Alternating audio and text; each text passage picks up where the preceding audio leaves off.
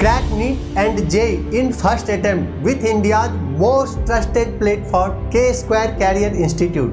Download our app now. Let's read the question. Among the following statement, that which was not proposed by Dalton was. The question says is, given options में से हमें वो statement find करना है जो Dalton ने propose नहीं किया था.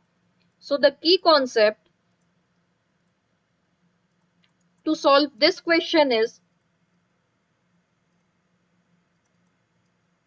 Dalton's atomic theory,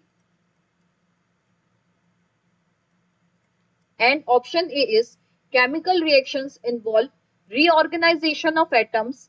These are neither created nor destroyed in a chemical reaction. Chemical reaction में एटम्स का रीऑर्गेनाइजेशन होता है, ये ना ही क्रिएट होती हैं और ना ही डिस्ट्रॉयड होती हैं, जो कि डाल्टन का स्टेटमेंट है और law of conservation of mass को फॉलो कर रहा है. सो ऑप्शन ए करेक्ट होगा. Option B is when gases combine or reproduce in a chemical reaction, they do so in a simple ratio by volume provided all gases are at same temperature and pressure.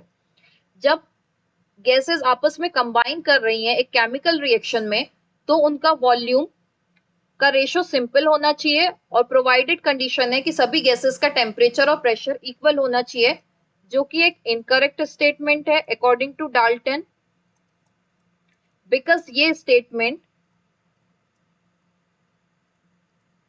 गेल-ल्यूकास law को follow कर रहा है.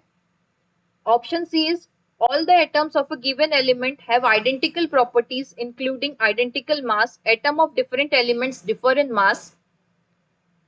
Given element के सभी atom में identical properties होना चाहिए जो मास को इंक्लूड करे, और different elements के एटम्स जो हैं वो different मास शो करते हैं, जो कि एक करेक्ट स्टेटमेंट है according to Dalton's atomic theory. Option D is matter consists of indivisible atom.